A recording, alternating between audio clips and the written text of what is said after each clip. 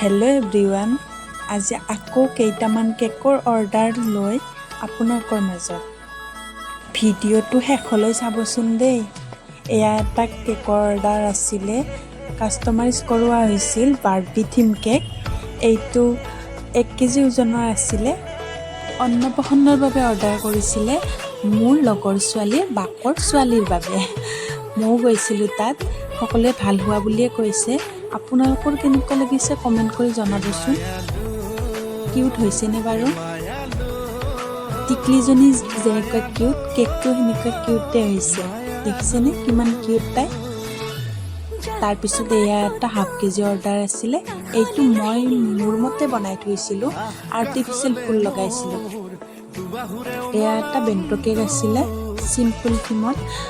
এইটো happy birthday বুলি অকল লিখিব দিছিলে। তাৰপিছত আকৌ এটা 1 কেজিৰ কেক আছিলে, এইটো কাষ্টমাইজ কৰোৱা হৈছিল গাড়ী থিম কেক। এইটো ব্লু কালাৰতে ৰাখিব দিছিল।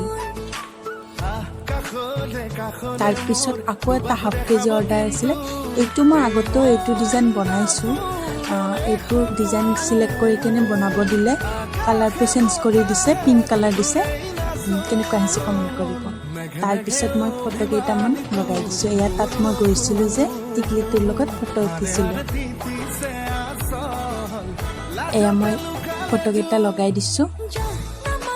কেককেইটা কেনেকুৱা হৈছে কমেণ্ট কৰিবচোন, আৰু লাইক কমেণ্ট ছাবস্ক্ৰাইব কৰি দিব দেই সকলোৱে। আজিলৈ ইমানেই, নেক্সট ভিডিঅ'ত আকৌ লগ পাম। জয় শ্ৰী কৃষ্ণ।